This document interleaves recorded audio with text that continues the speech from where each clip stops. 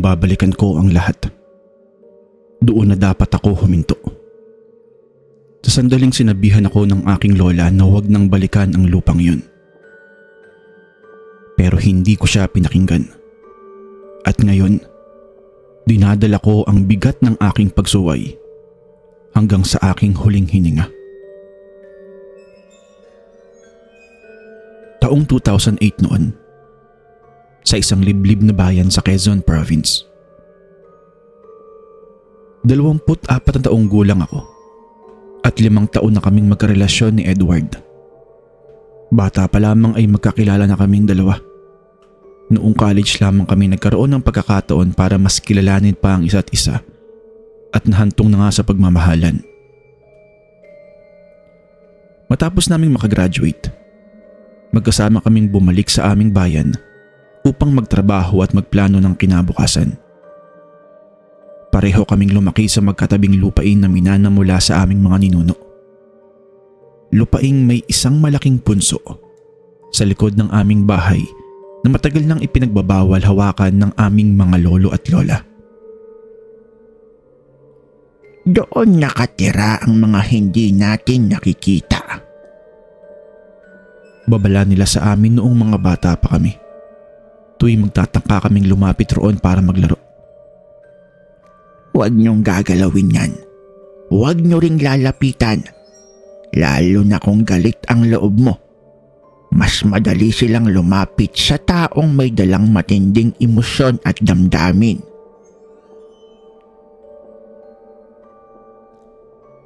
Sabi ko nga po sa inyo kanina, 5 taon kaming magkasama ni Edward. May mga pangako pang ikakasal kami. Pero isang gabi ng Pebrero, sinabi niya sa akin na may iba na siya.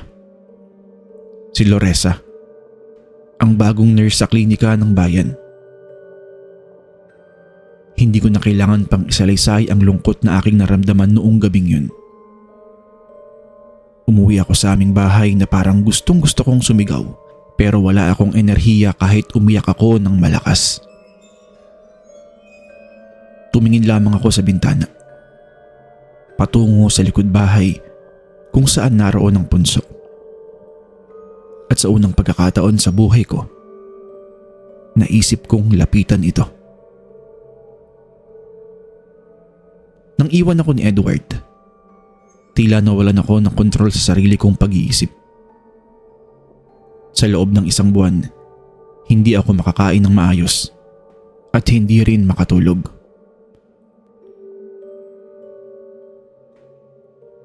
Nalaman kong mayroong isang matandang babae sa kabilang purok. Si Manang Sepa, nakilala bilang mambabarang. Hindi manggagamot. Tagapagdala siya ng sakit sa kahilingan ng sinuman basta may bayad. Sinasabi ng mga taga roon na dapat mag-ingat sa kanya dahil kahit sino raw ang kanyang kliyente, hindi niya masisisi kapag lumampas sa hinihiling ang kahihinatnan ng kanyang gagawin. Dahil sa unstable na pag-iisip at masakit na puso, naisipan kong pumunta sa kanya. Pagkarating ko sa maliit niyang bahay isang hapon, dala ang matinding sama ng loob na hindi ko na kayang pigilan. Nakita ko siya sa may pintuan. Parang hindi na niya kailangan pang itanong kung ano ang dala kong problema. Parang sa unang tingin pa lang, nababasa na niya ito sa aking mukha. Halika iha, maupo ka muna rito at sabihin mo sa akin ang lahat. Sabi niya sa akin. Wala namang pagdadalawang isip na lumapit kagad ako sa kanya. Isinalaysay ko sa kanya ang lahat at nang matapos, hiniling ko sa kanyang parusahan si Edward. Sinabi ni Manang Sepa na kailangan niya ng lugar na malapit sa kapangyarihan para gawin ang ritual na gusto niyang gawin. Dahil mas malakas daw ang epekto kung malapit ito sa isang lugar na may sariling enerhiya. Nang mabanggit ko sa kanya ang punso na nasa likod ng aming bahay, Biglang nagningning ang kanyang mga mata. Doon niya iginiit na doon na mismo gawin ang seremonya. Sa hating gabi, sa ilalim ng bilog na buwan. Nag-alangan ako noong una. Naaalala ko kasi ang mga babala sa akin ng lola ko noon. Pero dahil sa sobrang lakas ng aking galit at sama ng loob, hindi ko na siya pinigilan. Nakiusap pa ako sa kanya na huwag na niyang hintayin ng umaga. Gawin na niya agad ang orasyon. Noong gabing yun, nagpunta si Manang Sepa sa aming bakuran. May daladala siyang maliit na basket na puno ng mga bagay na noon ko lamang nakita. Katulad ng kakaibang dahon, pulang buhangin, mga maliliit at kwadradong salamin na may lamang buhay na insekto.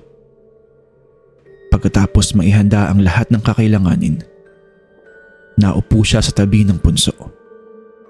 Nagsindi ng itim na kandila at nagsimulang bumulong. Naaalala kong biglang lumamig ang paligid noon. May naramdaman at narinig din akong mga kaluskos sa paligid na para bang may mga dumating na bisita at napapalibutan nila kami. Pero nang tumingin ako sa paligid, wala naman ako nakita kahit sino. Sasabihin ko sa inyo ang totoo. Nanginig ako, pero hindi ko na pinigilan si Manang Sepa. Nagpatuloy siya hanggang sa oras na inilagay niya ang isang piraso ng damit ni Edward sa loob ng maliit na hukay na siya mismo ang gumawa doon sa may gilid ng punso. Pagkatapos, bigla akong may narinig na maliit na tawa. Kung isasalarawan ko ito ay para itong tawa ng mga bata. Pero habang tumatagal, yung tawa ng bata ay naging parang tawa na ng isang demonyo. Kinabukasan, may sinabing kakaiba ang mga kapitbahay. Mayroon daw mga daga at insekto na dumarag sa palabas mula sa lupa malapit sa aming bakuran ng madaling araw. Parang natakot o naistorbo daw sa kanilang mga pugad. Hindi ko yun pinansin. Abala ako sa aking sariling kaguluhan ng damdamin. Sa loob ng 3 araw, ito na. Nagsimula nang magkasakit si Edward. Katulad ng aking naririnig na chismis sa bayan, mayroon siyang madaming sugat.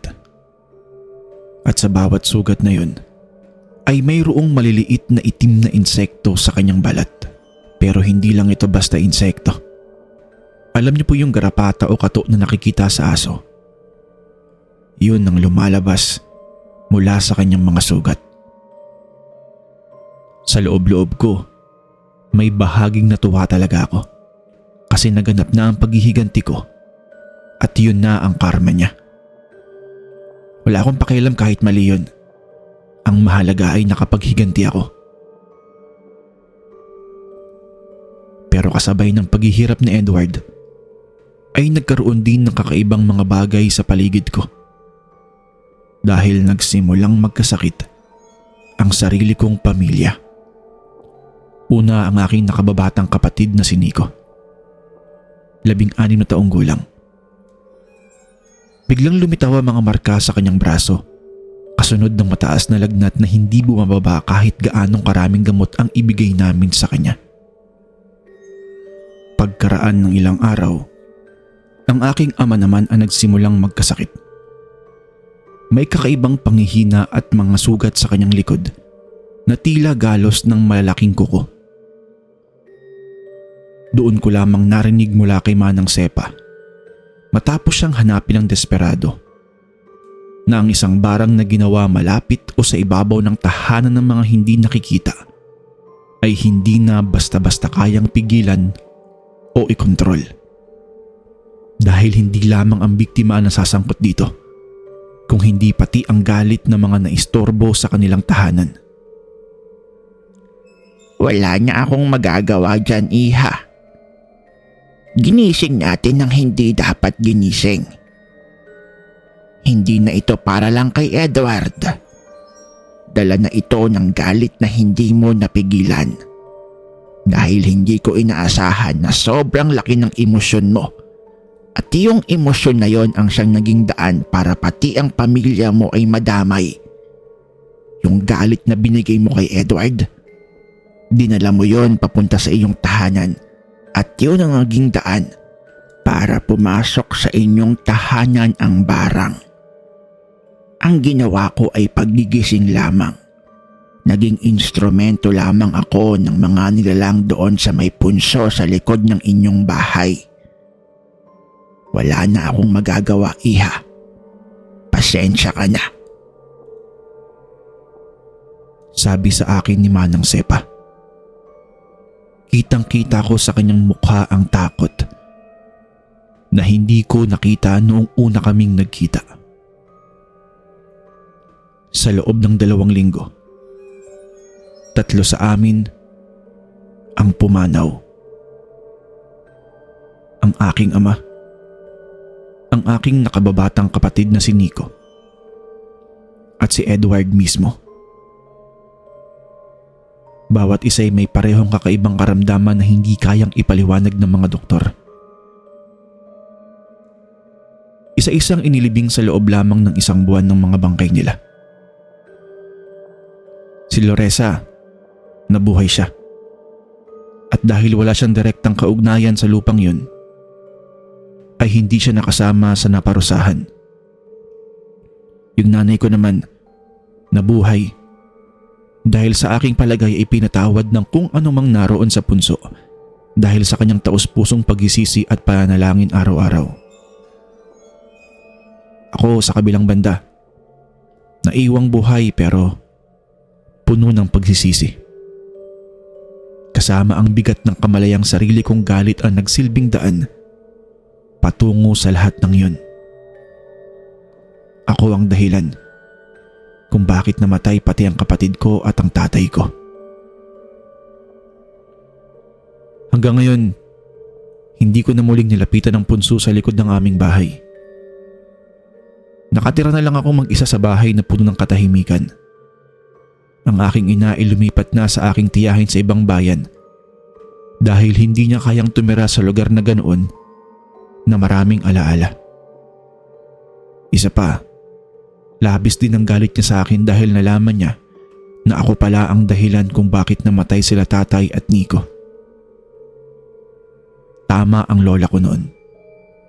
May mga bagay talagang hindi dapat ginagalaw at may mga sama ng loob na hindi dapat pinapaalis sa mundo ng mga taong hindi natin lubos na uunawaan. Pero huli na ang lahat ng pagsisisi ko ngayon para maibalik ang 3 buhay na kinuha ng aking sariling pagsuway.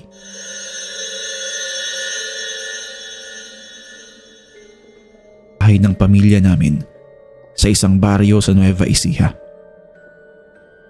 Ang lupang kinatatayuan ng bahay na yon ay minana ng tatay ko. Pero simula pa noong bata ako, alam kong may problema na dito. May kapitbahay kaming si Mang Delfin. Matandang lalaki na matagal nang naninirahan sa katabing lote. Siguro sa mga sandaling ito, nahulaan niyo na kung ano ang punot dulo ng kwentong ito. Opo, nang dahil na naman sa lupa. Ewan ko ba, basta talaga pagdating sa usapin ng lupa, nagiging demonyo ang lahat. Ilang beses na kaming ipinademanda ni Mang Delfin noon. Sinasabi niyang sa kanya raw dapat napunta ang bahaging kinatatayuan ng bakura namin. Kaso ang problema, natalo siya sa korte noong buhay pa ang tatay ko. Pero kahit kailan, hindi na kailanman humupa pa ang galit niya. Hindi pa ito tapos. May araw din kayo. Madalas niyang sabihin kapag nagkakasalubong kami sa daan, habang nakatitig sa akin na parang may nilalaman ng mga mata. Wala siyang pinipiling oras at lugar. Basta masalubong niya ako o kahit sino sa aming buong pamilya. Sinisigawan, inaaway, at sinasabihan niya ng mga salitang ito. hanggang dumating ang 1 linggo ng gabi. Nagising ako dahil sa kakaibang kate sa aking braso. Nang buksan ko ang ilaw, hindi ako makapaniwala sa nakita ko. Mayroon kasing dumadaloy na 1 linya ng mga pulang langgam sa kutsyon ko. Papalapit ito sa akin. Parang mayroon silang sinusundang landas. Sinipa ako ang kumot. Tumalon ako palabas ng kama. At pagtingin ko sa orasan, saktong 2:00 na ng umaga. Buong gabi kong nilinis ang kwarto. Winisikan ko ng tubig na may sabon. Hinugasan ng kutsyon at binhusan pa ng alkohol ang gilid ng aking kama. Ang nasa isip ko noon, may pugad lang siguro ng mga langgam sa malapit at nadaanan lamang ako. Kinaumagahan, wala nang bakas ng mga langgam. Pero pag sumasapit na ang 12:00 ng gabi hanggang 2:00 ng umaga, bumabalik ulit sila. Parehong linya, parehong direksyon kung saan ko sila nakita noong nakaraang gabi. Sa 3 gabi, hindi na lang sa kama sila lumitaw. Nang magbihis ako ng damit na nakasampay sa aparador, may mga langgam na gumagapang sa loob ng manggas at mga damit ko. Nang magbukas ako ng lalagyan ng kanin sa kusina, may hilera rin ng mga langgam ang bumabagtas sa gilid nito.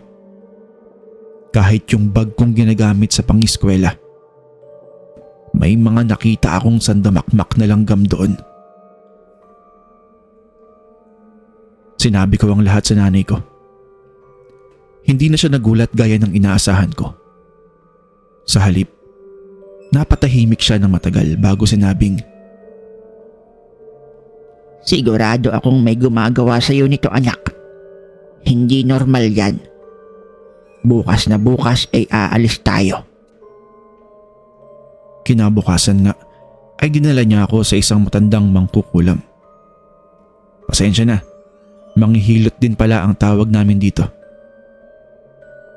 Kilala siya sa buong baryo bilang si Aling Petra. Pagkalapit namin sa kanya at matapos naming sabihin ang lahat ng nangyayari sa akin, lumapit sa akin si Aling Petra. Hinipo niya ang braso ko. Inamoy-amoy ang aking buhok at pagkatapos ay tumingin siya sa akin ng diretsyo. Barang ito, pero hindi karaniwang barang. Kadalasan kapag may binabarang, ang pangunahing layunin ay pahirapan o patayin ang biktima. Pero itong ginagawa sa'yo, pinaglalaroan ka nila at binibigyan ka ng isang tatak. Kahit saan ka pumunta, susundan ka ng mga langgam. Alam nila kung nasaan ka. Bakit po? Para saan?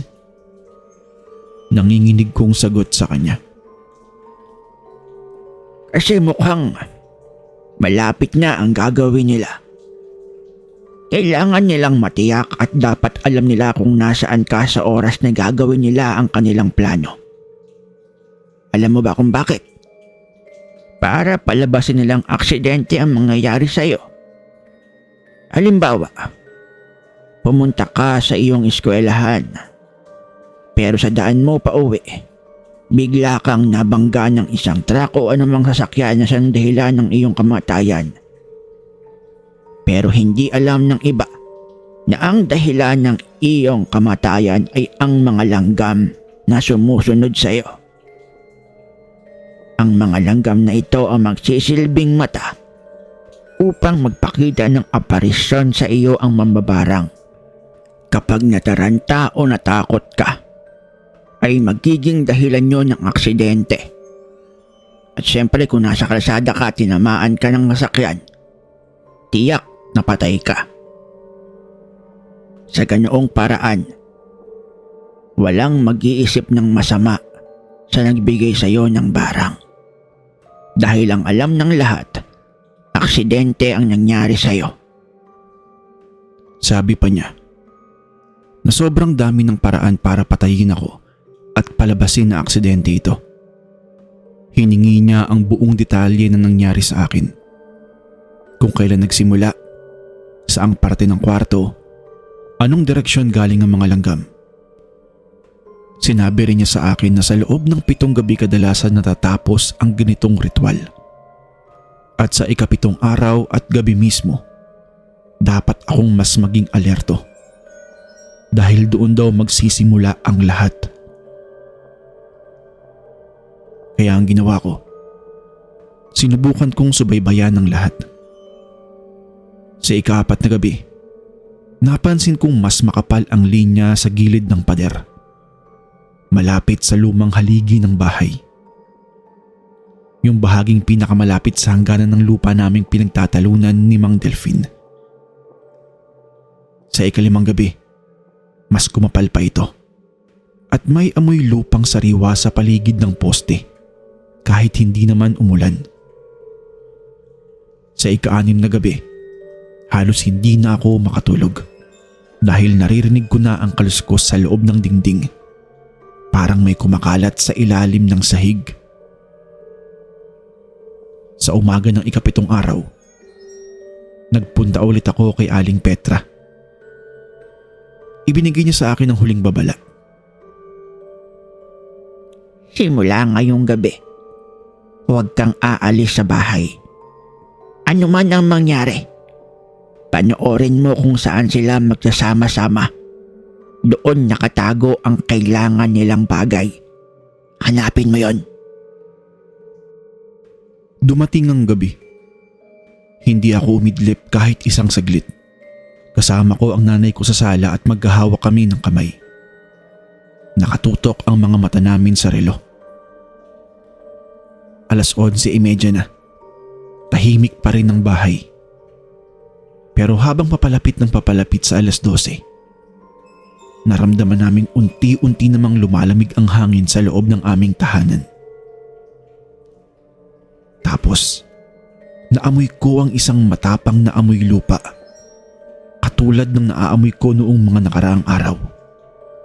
Pero mas matindi na ang amoy nito kaysa sa dati. Pagsapit ng eksaktong 12:00 ng umaga, narinig namin ang tunog. Parang ulan. Pero hindi naman umuulan noong mga oras na yun. Para bang may mga libu-libong maliliit na paa ang kumakaskas sa sahig. Sumilip kami sa kwarto at doon namin nakita. Hindi lang linya, kung hindi umaagos na parang ilog ang mga langgam. Patungo sa isang bahagi ng dingding malapit sa lumang haligi na sinabi kong pinagmulan noong ika-4 na gabi. Naglakas loob ako at lumapit. Doon ko nakita.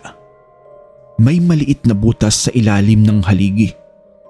Tila ginawa ito ng mga termites, pero malaki to.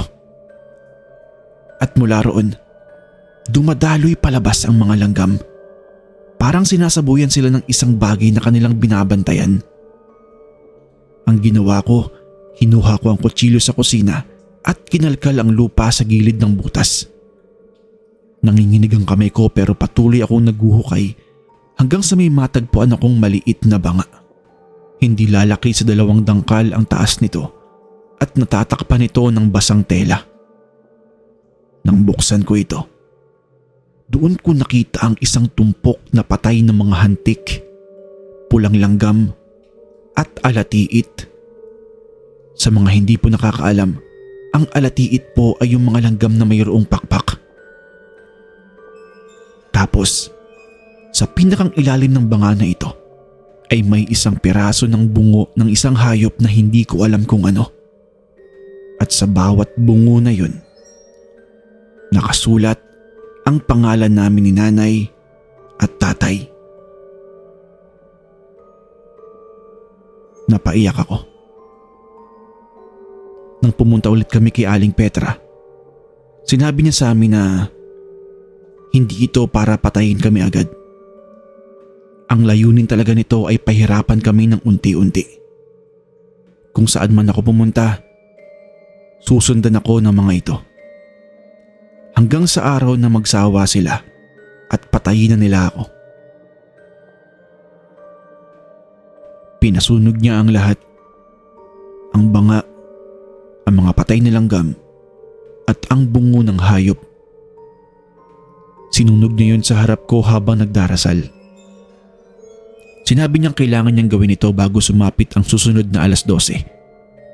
Dahil kapag natapos na ang ikapitong gabi ng buo ang ritual, hindi na raw ako makakaligtas. Mula noon, hindi na bumalik ang mga langgam. Pero hindi na rin namin muling nakausap si Mang Delphine ng mag-isa. Nagsampa kami ng reklamo sa barangay. Kahit alam naming mahirap patunayan ang ganitong bagay.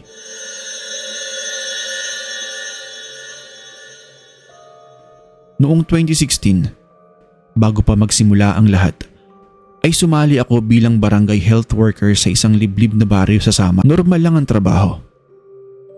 Bakuna dito, bakuna roon. Mga prenatal check-ups at mga ordinaryong sakit.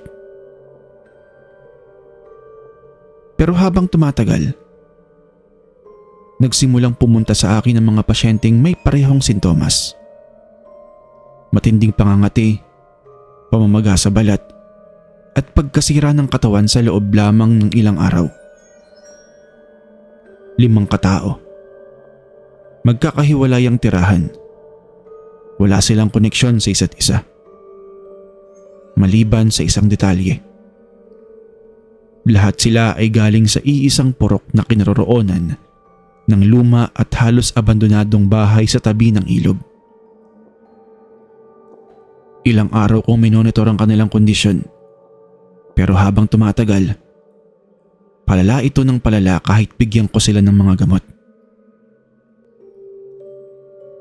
Dahil dito, nagsimula akong mag-imbestiga at hanapin ang kaugnayan ng 5 lalaki doon sa bahay sa may tabing ilog. Nag-imbestiga ako. Nagtanong ako sa mga matanda ng baryo at sinabi nilang minsan daw doon mismo sa abandonadong bahay sa tabi ng ilog ay may nakatirang isang babaeng hindi nila alam ang pangalan.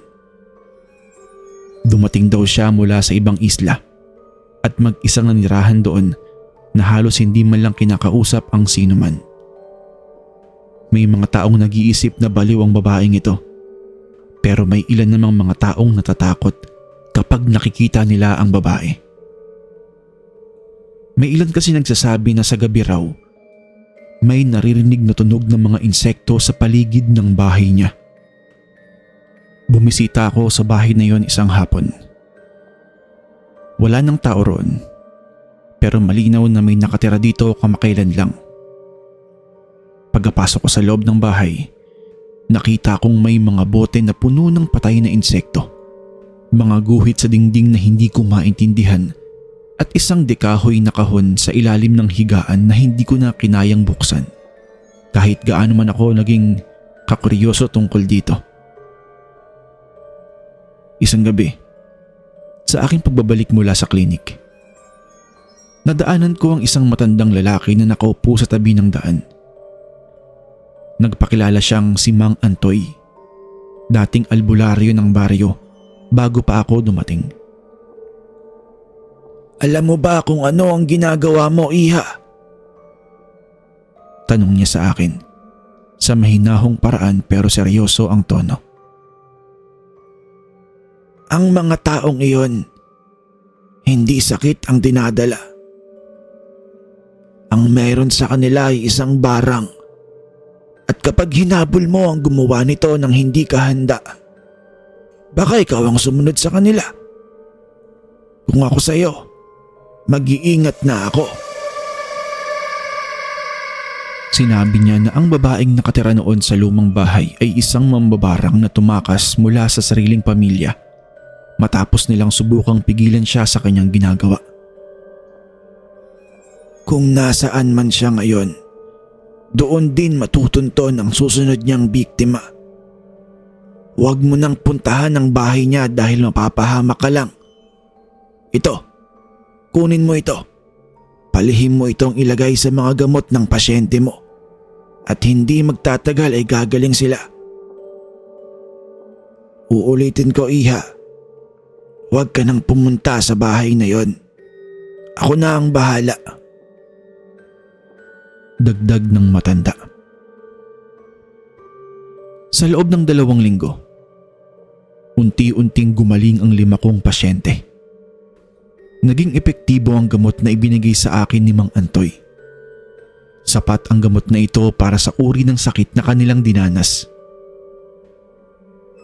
Pero ang lumang bahay sa tabi ng ilog, isang gabi ay bigla na lamang nasunog. Walang nakakaalam kung paano nagsimula ang apoy. Basta na lamang daw itong sumiklab at sa isang iglap, natupok ang lahat ng gamit sa loob ng bahay. Kinaumagahan, wala nang natira maliban sa mga abo. Hindi ko na muling nakita si Mang Antoy pagkatapos noong gabing yun. Hinanap ko siya, pero sinabi ng mga taga roon na walang albularyong may ganoong pangalan sa kanilang baryo. Kahit noong araw pa. Isa lamang ang ibig sabihin noon. Hindi taga roon si Mang Antoy. Hindi ko alam kung ano ang koneksyon niya sa babaeng dating nakatira sa abandonadong bahay sa tabi ng ilog. Pero nagpapasalamat ako sa kanya. Dahil sa kanya, napagaling ko mula sa misteryosong sakit ang mga pasyente ko. Umalis na ako sa baryong yon makalipas ang 1 taon. Pumunta ako ng Saudi para magtrabaho at doon mag-ipon ng sapat na pera para makapagpatayo ng bagong negosyo at bahay. Pero hanggang ngayon, sa dami ng taon na lumipas, kapag naaalala ko ang mga gabing yon, ang tunog ng insekto sa hangin, ang kahoy na kahong hindi ko kinayang buksan doon sa bahay, ang matandang si Mang Antoy na bigla na lamang nawala. Hindi ko pa rin alam kung ano talaga ang nangyari. Minsan, iniisip ko kung totoo bang naglaho ang panganib o kung nasaan man ito ngayon dumapo. Hinihintay lamang ba nito na muling bumangon?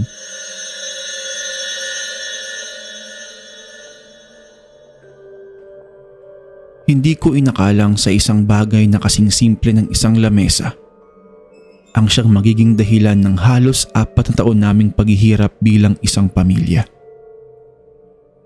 Ngayong isinusulat ko ang kwentong ito sa inyo, malayo na ako sa mga pangyayaring yun. Buhay ako ngayon, kumpleto at ligtas. Pero may mga gabi pa rin akong hindi makapikit dahil sa alaala nito. Nagsimula ang lahat taong 2019 sa bahay na minana ng nanay ko mula sa kanyang ina, si Nana Elena. Ang bahay na ito ay yari sa kahoy. Matanda at may edad na pero maayos naman ang kalagayan. Sa loob ng bahay na ito, isang bagay lamang ang hindi kailanman naialis. Ang lumang lamesang kainan na dala-dala pa mula sa Bicol. Regalo umano ng isang malapit na kaibigan ni Nana Elena bago pa man ako isilang. Doon kami palaging kumakain. Ako, si tatay, si nanay, at ang 2 kong nakababatang kapatid, si Miko at si Ella.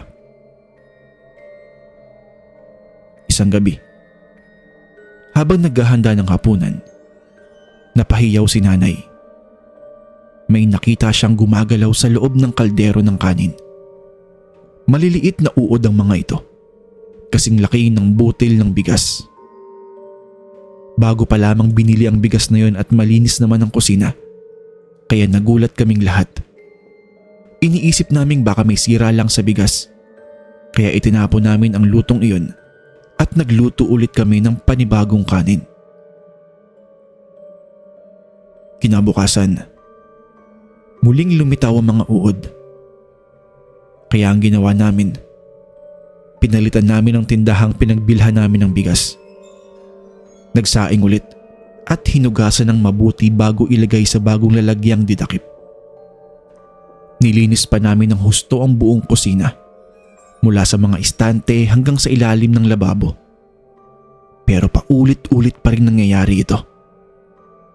Sa tuwing nagluluto kami ng kanin, may lumalabas na maliliit na buhay na bagay.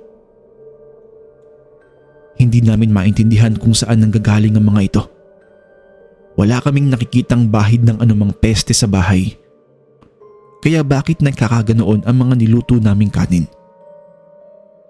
Pero dahil kailangan pa rin namin kumain, itinigil namin ang pagpansin dito. Hanggang sa nagsimula ang tunay na kababalaghan. Unang nagkasakit si Ella. Bigla siyang nilagnat, nanghina, ayaw kumain at nagreklamo ng matinding pananakit ng tiyan. Dinala namin siya sa doktor pero walang nakitang malinaw na sanhi. Parang basta na lamang bumagsak ang kanyang katawan. Makalipas ang 1 linggo, si tatay naman ang sumunod. Pagkatapos, si Miko. Isa-isa. Parang may sumasalot talaga sa amin.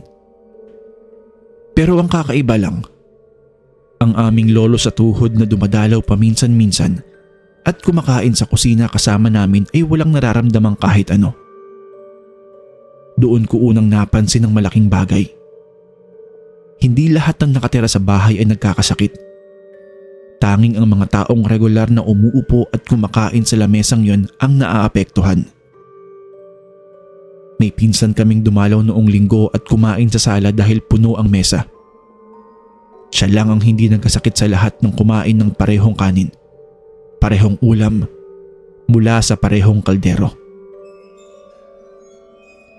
Sinabi ko ito kay nanay at doon niya inamin na napapansin din niya yun.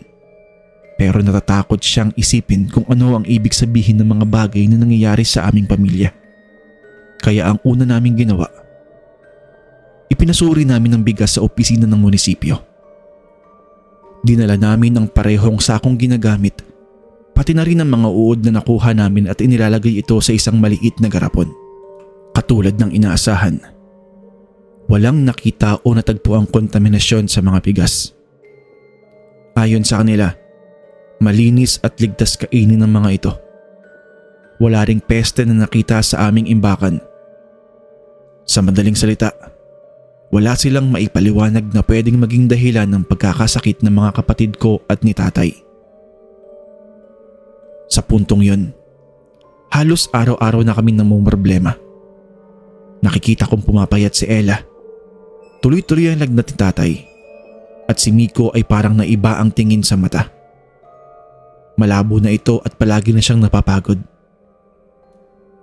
Ako mismo, kahit hindi ganun kalala, ay nagsisimula ng makaramdam ng panghihina tuwing pagkatapos kumain sa lamesang yun. Nalaman ito ng ilan naming mga kapitbahay. At sa payo ng isang matandang malapit na sa amin, humingi kami ng tulong sa isang matandang babae sa bayan. Si Manang Heidi. Tanyag o sikat ang matandang babae na ito dahil sa kanyang kakayahan na magpaalis ng kulam at barang sa mga ginagamot niya. Kapag nagpagamot ka daw sa kanya, tiyak na ang kagalingan mo. Ganoon siya kasikat at katanyag noong mga panahong yun. Isang hapon nga, pumunta siya sa aming bahay. Dala-dala ang kanyang mga dahon at langis. Hindi siya diretsyong pumasok sa kusina. Sa halip, tumayo siya sa may pintuan ng silid kainan. Tumitig ng matagal sa lamesa at unti-unting namutla. Walang problema sa mga pagkain o kinakain ninyo. Dahil dito nagsisimula ang lahat. Ang lamesang ito, ang tinitirhan ng barang. Sabi niya sa amin sa halos pabulong na paraan. Noong una hindi ko lubos na maunawaan ang sinasabi ni Manang Heidi. Paanong magiging bahagi ng ritual ang isang peraso ng kahoy o gamit? Pero ipinaliwanag niya na ang paglabas ng mga uod sa kanin ay hindi galing sa bigas kung hindi mula sa lamesa mismo. Isang paraan lamang ito upang ipakita ang presensya ng sumpa. Ang tunay na target ay ang hapagkainan. Ang lugar kung saan magkakasamang nagtitipon-tipon at kumakain ng isang pamilya. Ang pinakamalapit na simbolo ng pagkakaisa nila. Sino mang regular na umupo at kumain doon ay unti-unting naiipit at nagkakaroon ng sumpa. Sinabihan niya kaming ibaligtad ang lamesa. Nanginginig ang aking mga kamay habang tinutulungan ko si tatay na iangat ang isang panig ng lamesa. Sa ilalim, sa gitna mismo ng lamesa, may nakalubog na maliit na butas na tinakpan ng manipis na tabla. Halos hindi mapapansin kung hindi mo alam kung saan titingin at kung hindi mo talaga ito pagtutuunan ng pansin. Binuksan ito ni Manang Heidi at doon namin nakita. Mayroong isang maliit na bungkos ng tela. May lamang mga hibla ng balahibo at magkakaiba ang haba ng mga ito. Nang suriin pang mabuti ni Manang Heidi, ay nakumpirma niyang galing ang mga balahibo sa isang matandang kambing. Tinanggal nito ang tela at nakita nilang nakabalot pala ito sa paligid ng isang maliit na bote. Sa loob ng bote ay may mga patak ng dugong na tuyo na, may mga patay na uod at isang tuyong balat ng puno na may sulat na pangalan ng bawat miyembro ng aming pamilya. Naramdaman kong nanlamig ang buong katawan ko. Iyon pala ang dahilan. Kung ganoon, hindi kami sinasalanta ng maruming pagkain. Kung hindi binabarang na talaga kami. Isa-isa. At sa pamamagitan ito ng lamesang aming pinaglilibangan araw-araw bilang pamilya. Ayon pa kay Manang Heidi, ang ritual ay tinatawag na isang paraan ng pagbabarang sa tahanan. Hindi nilalayong patayin agad ang biktima, kung hindi dahan-dahang pahinain, painitin ang ugnayan sa isa't isa, at sa huli, lipulin ng tahimik ang buong sambahayan. Ang paggamit ng balahibo ng matandang lalaking kambing ang indikasyon na papatayin talaga kami ng kung sino mang gumawa nito sa amin. Dahil epektibo daw talaga ang balahibo ng kambing bilang medium ng kulam o barang dahil mayroong paniniwala na ang kambing ay may kaugnayan sa demonyo. Ang paglabas ng uod sa kanin ay tanda lamang na aktibo pa rin ang barang at kung hindi ito matatanggal ay lalo kaming mapapahamak. Hindi na namin natuklasan ng buo kung sino ang gumawa nito sa amin. Pero may hinala kami. Isang kamag-anak na nagalit dahil hindi siya nabigyan ng bahagi sa lupang minana ng aking nanay. Pero wala kaming katunayan at pinili naming hindi na ito habulin pa. Ang mahalaga sa amin noon ay ang gumaling kami. Isinagawa ni Manang Heidi ang isang maikling ritual ng paglilinis. Pinaligiran niya ang paligid ng bugkos ng bawat uri ng dahon. Binasbasan ng langis at inutusan kaming sunugin ang tela at bote ng buo. Malayo sa bahay. Gawin namin ito sa gabi habang kami ay nagdarasal. Sinunod na rin namin ang lamesa makalipas ang ilang araw sa likod ng aming bahay at bumili kami ng bago. Unti-unti nga, gumaling sina Ella, tatay at Miko. Wala nang lumitaw pang uod sa kanin mula noon. Bumalik sa dati ang buhay namin kahit pa ulit-ulit pa rin akong napapaisip tuwing kumakain kami bilang pamilya. Na kung hindi lang napansin ni nanay ang kaunting kakaiba, malamang hindi na kami buo ngayon. Kaya kung mayroon kayong minanang muebles, lalo na kung hindi malinaw ang pinagmulan o may lihim na alitan sa pamilya tungkol dito, huwag na huwag mo itong babaliwalain.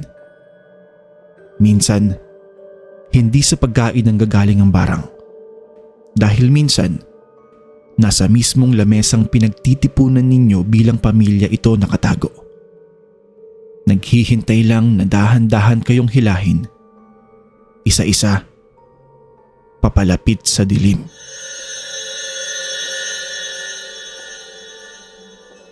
Aaminin ko na sa akin nagsimula ang lahat. Hindi ko akalaing ang pait na aking nararamdaman noong 2005 ay hahantong sa pagkawala ng ilang Aaminin ko na sa akin nagsimula ang lahat. Hindi ko akalaing ang pait na aking nararamdaman noong 2005 ay hahantong sa pagkawala ng ilang inosenteng tao. 23 taong gulang ako noon. Taga-Bantayan, Cebu. At matagal nang may kasintahan. Si Mario. 7 taon kaming magkasama. May pangako na ikakasal kami sa harap ng altar. Pero isang gabi, sinabi niya sa akin na may iba na siya. Isang babae na nagngangalang Christy. At katulad na rin siguro ng ibang mga istoryang napakinggan ninyo. Ang isang taong naiwan, ang isang taong binaliwala at binasura, ay wala nang ibang gustong gawin kung hindi ang maghiganti. Katulad nila, ganoon din ang ginawa ko. Nabulag ako sa sakit, sa puot at galit. Kaya isang buwan pagkatapos, pumunta ako sa Siquijor. Naghanap ako ng isang magaling na mambabarang doon. Hindi naman ako nahirapang maghanap dahil sa Siquijor, maraming mambabarang. Sumakay nga ako ng bangka papuntang Siquijor. Hinanap ang taong tinatawag na Apo Tasio. Matanda na siya. Halos bulag na ang kaliwang mata. Pagkarating ko pa lang sa bahay niya, ang sabi agad niya sa akin, "Gusto mo bang gamutin ko ang sakit ng puso mo?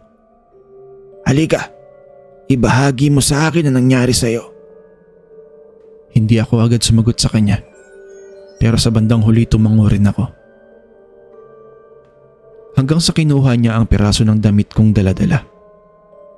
Ilang buhok at isang larawan ni Mario. Nadala-dala ko pa rin pala ng hindi ko namamalayan. Gumawa siya ng ritual sa ilalim ng puno ng kawayan. May mga bulong na nag-iba-iba ang tono na parang kumakanta. Tapos, mayroon siyang kinuhang isang maliit na lalagyan doon sa kanyang aparador. Isa itong maliit na sisidlan na naglalaman ng mga insekto, katulad ng uod, gagamba at mga higad. Tapos, pinakawalan niya ito sa puno ng kawayan kung saan siya nagdasal. "Huwag kang mag-alala. Dahil sa loob lamang ng 7 araw, malalaman mo kung paano matutupad ang hinahangad mo." Sabi niya sa akin. Noong una at ikalawang araw, wala naman akong nabalitaan na kahit ano. Pero pagsapit ng ikatlong araw, nagkaroon ng sakit si Mario. Sa ika-6 na araw, ako mismo ang bumisita sa kanya. Dala-dala ang pagkukunwaring nag-aalala ko para sa kanya. Nakita ko siyang nakahiga. May mga sugat sa braso na tila may bagay na gumagalaw sa ilalim ng kanyang balat. Kakaiba ang pakiramdam ko noong mga oras na yon. Kasi imbis na matakot at mahabag sa kanya, natuwa pa ako sa mga nangyayari. Sa gilid ng kanyang kama naman, nakita ko sa unang pagkakataon si Christy. Nakaupo, malaki na ang kanyang tiyan. Siguro nasa 7 o 8 buwan na siyang buntis. Pagkatapos kong ilapag at ibigay ang prutas sa kanila, umalis na rin ako nang may ngiti sa aking labi. Hindi ko alam kung barang ba talaga ang dahilan o kung sakit lang talaga niya. Pero makalipas ang 2 araw, biglang nanganak ng maaga si Christy. Ang sanggol, hindi na nakahinga. Namatay ito. Noong araw na namatay yung bata, Yun din yung araw na namatay si Mario dahil sa hindi maipaliwanag na impeksyon ayon sa mga doktor. Hindi ko akalaing ganoong kalawak ang sakop ng aking kahilingan. Akala ko para lang kay Mario ang parusa. Hindi ko naisip na maaabot nito ang isang buhay na wala namang kasalanan sa akin. Mula noon, hindi na ako pinatulog ng aking konsensya. Sa gabi naririnig ko ang paghinga ng sanggol na hindi ko man lang nakita ng buhay. Bumalik ako kay Apo Tasyo makalipas ang ilang buwan. Umiiyak, hinihingi kong bawiin ang lahat. Pero ang sagot lang niya sa akin, "Ang barang ay hindi laruan, anak. Kapag ipinadala mo na, hindi na natin maibabalik pa. Kaya wala na yang atrasan." Simula noon, unti-unti ako nagkasakit. Hindi ng katawan kung hindi ng pag-iisip. Araw-araw ko nang nakikita ang mukha ng isang sanggol sa aking mga panaginip at wala akong magawa kung hindi tanggapin na sarili kong mga kamay ang sumira sa tatlong buhay. Isinulat ko ang kwentong ito hindi para hingi ng inyong pag-aawa, kung hindi bilang babala. May mga bagay na hindi dapat sinusubukan, kahit gaano man kalalim ang sugat na iyong nararamdaman. At ito ang kwento ng aking tatay na si Tatay Rudy. Isang jeepney operator sa isang bayan sa Bulacan. At kung paano namin natagpuan ng liwanag sa gitna ng isang sitwasyong akala namin ay wala ng lunas. Mula pagkabata ko, magkasama na sa negosyo ang aking tatay at ang kanyang matalik na kaibigan mula pagkabata na si Mang Willie. Magkasabay silang nagsimula sa pagmamaneho ng jeep hanggang sa magtulungan silang bumili ng 2 sasakyan at magtayo ng maliit na asosasyon ng mga driver sa kanilang ruta. Para sa akin at sa aking mga kapatid, si Mang Willie ay parang tito na rin namin. Lagi siyang naroon sa mga kaarawan namin at laging tumutulong kapag may kailangan ng aming pamilya. Noong 2017, nagkaroon ng away sa ruta ang tatay ko at si Mang Willie. Nagkaroon kasi ng bagong linya na binuksan ng lokal na pamahalaan at dahil doon, kailangan nilang muling pag-usapan kung paano hahatiin ang mga oras at bilang ng biyahe sa dating ruta. Nagkaroon ng malaking hindi pagkakaunawaan tungkol sa hatian ng kita. Pakiramdam ni Mang Willie ay mas malaki ang parte na kinukuha ng aming tatay. Samantalang pakiramdam naman ng tatay ko, siya ang mas maraming pinuhunan noong nagsimula sila, kaya dapat siya lamang ang may mas malaking kita. Nagkasigawan at nagkasuntukan sila sa harap ng ibang mga driver noon. At simula noong araw na yon, hindi na sila nag-uusap. Kahit magkatabi pa rin ang kanilang mga jeep sa terminal tuwing umaga, hindi na talaga sila nagpansinan. Ilang buwan pagkatapos noon, nagsimulang magkasakit ang tatay ko. Unang sintomas ay ang matinding panakit ng likod niya na hindi niya masyadong pinansin noong una. Akala niya kasi dahil lang sa katagalan ng pagmamaneho. Pero isang linggo pagkatapos noon, may lumitaw na marka sa kanyang balat sa may baywang at likod, na para bang kinagat ito ng maliliit na kulisap. Nag-aalala kami ng aking ina at mga kapatid ko, lalo na nang malaman naming lumalala ito sa bawat araw. Dumarami kasi ang marka at nagsimula na ring magsuka ng dugo ang tatay ko sa loob ng 2 linggo. Yung dugong sinusuka niya, hindi normal na kulay pula, kung hindi buo-buo tapos kulay itim pa. Wala kaming naisip na ibang paliwanag kung hindi ang bulong-bulungan ng ilang kapitbahay, na dahil may sama ng loob si Mang Willie ay pinabarang niya ang tatay ko. Naaalala kong minsan, sinabi ng aking ina sa halos galit na paraan na dapat raw ay harapin namin at kausapin si Mang Willie. Pero pinigilan siya ng aking ama kahit halatang hirap na siya noon. Huwag muna. Hindi pa tayo sigurado.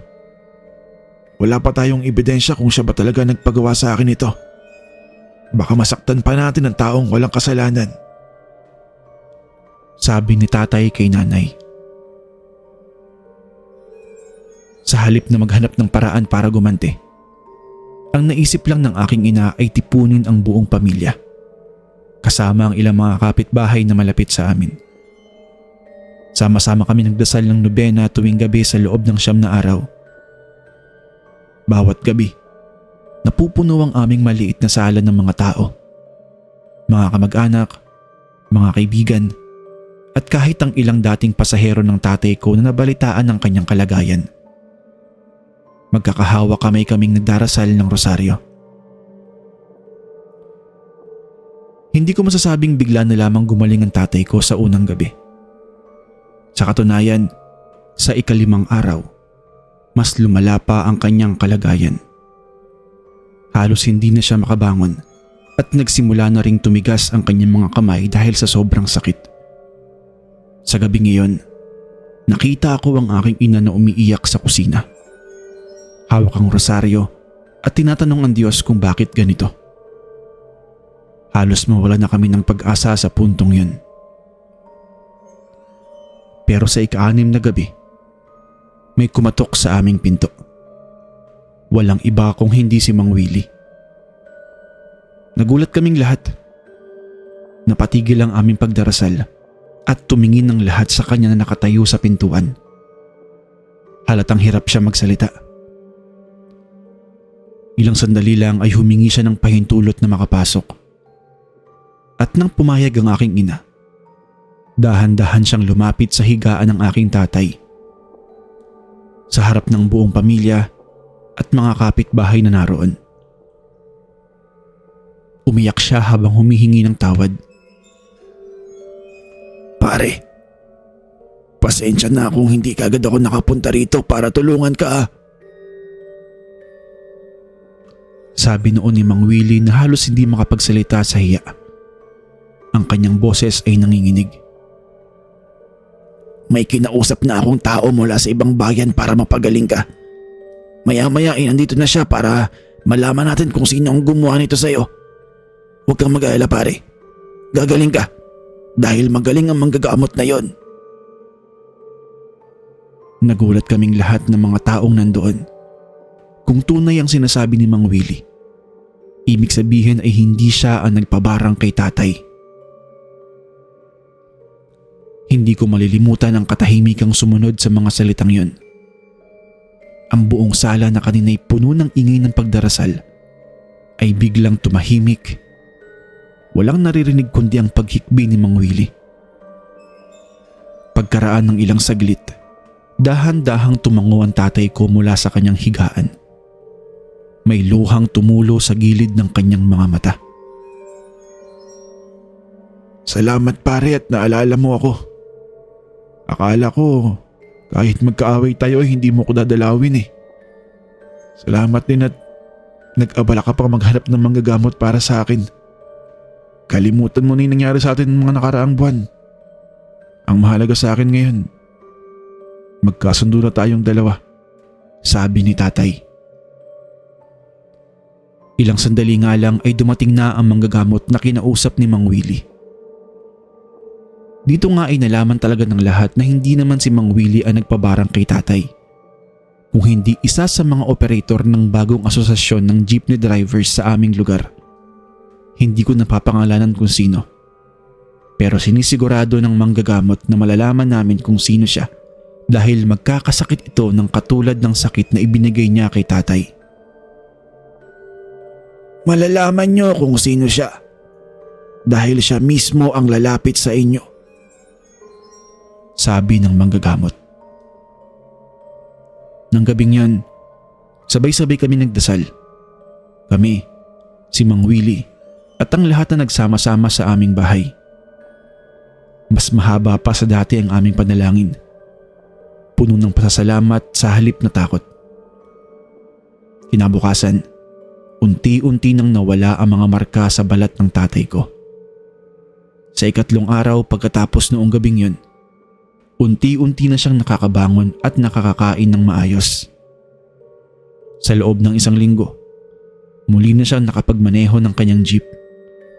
Buong lakas at walang bakas ng dating karamdaman. Sa kabilang banda naman ay nagkasakit nga ang taong nagbigay kay tatay ng barang. Hindi kalaunan, lumapit din ito sa amin at humingi ng tawad. At dahil nga sa kabaitan ng tatay ko, pinatawad niya ang taong minsan nagtangka sa kanyang buhay. Ewan ko ba, hindi ko maintindihan. Kung ako nasa kalagayan niya, pahihirapan ko pa yung taong yun. Hanggang ngayon, magkasama pa rin sa ruta ang tatay ko at si Mang Willie. At mas tumibay pa ang kanilang pagsasamahan simula noong nag-away sila. At doon ako natutong maniwala na anumang kadiliman ang dumaan sa buhay natin, laging may paraan pabalik sa liwanag. Basta't hindi natin isasara ang ating puso at pupunuin ito ng pananampalataya at panalangin sa Diyos.